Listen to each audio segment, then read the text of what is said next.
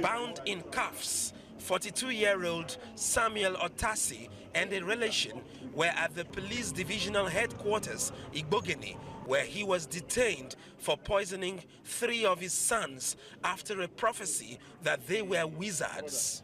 Judge Odogo made a pronouncement in the church that I have some children and I'm not marrying the mother again. The mother have bewitched all my children to tarnish their life and to tarnish my family's life. That a owner of his son, children, will buy a snapper and poison them and kill them. I've not seen, and I cannot be among that. Otasi is accused of forcing the content of an insecticide called Sniper down the throats of his sons, aged 10, 12, and 14. But the elders miraculously survived the lethal dose of the liquid. My father bring a roof from his pocket and give to Levi. And Levi and I tie me and my brothers down and give us the snapper to drink. I use my head and my legs to crawl out from the bush and now managed to escape. When he came, the hands were swollen and there were marks showing that he had been tied for a while, both on the hands and then the legs. So we began to treat him, ran some tests, began to treat him. In the evening, he got a bit conscious. He could talk, could call the name of his village. So he now told us what happened, that the father took them, said they were going to a church, and then along the line, he stopped, asked the bus to stop, and they went into a bush.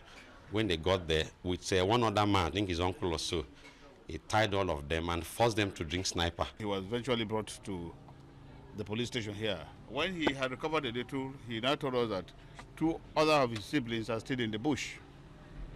By the time we got there, unfortunately, those 2 had already given up the ghost.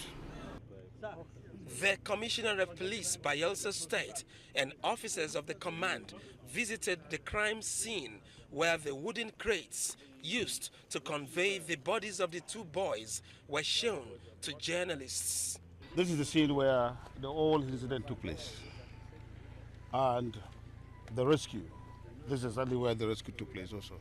Parents must be wary. Even if they have personal problems to themselves as spouses, it must not go to the children. Now these 2 children now have been lost forever. And this one is just managing to survive. That shouldn't be the case. Back in detention, the police says Samuel Otasi will have his day in court. 2 grandsons dead, 1 in hospital and her son in detention.